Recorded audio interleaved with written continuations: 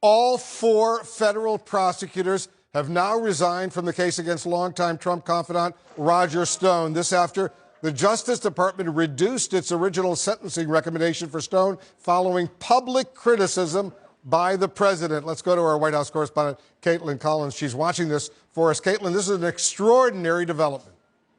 Well, it's really hard to just explain just how remarkable what we are seeing and just how laying out this is. These are the four prosecutors who were signed their names onto that sentence recommendation on Monday night, saying that Roger Stone should get 7 to 9 years in prison for the crimes he committed, the crimes he's been indicted on and charged with, of course. And now all four of them have resigned from the case. This is really significant. They're withdrawing their names from this. And of course, this comes after the day after they recommended that. The president was lashing out, calling it disgraceful. And then, of course, we saw something really stunning. The Justice Department saying they were going to overrule these prosecutors and that sentence recommendation that they had about these 7 to 9 years. And of course, Wolf, these are the prosecutors who worked on this case for months. They were the ones who made those passionate closing arguments about how telling the truth matters, saying that these trials matter, and talking about what Roger Stone did and, of course, the gravity of him lying to Congress and those other acts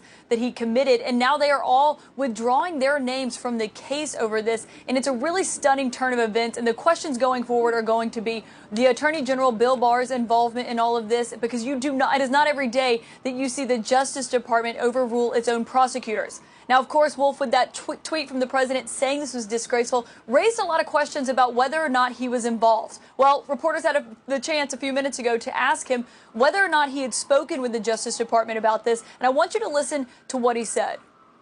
Yeah, I thought it was ridiculous no, I didn't speak to the justice. I'd be able to do it if I wanted. I have the absolute right to do it. I stay out of things to a degree that people wouldn't believe, but I didn't speak to him. I thought the recommendation was ridiculous. I thought the whole prosecution was ridiculous. And I look at others that haven't been prosecuted, or I don't know where it is now. But when you see that, I thought it was an insult to our country, and it shouldn't happen.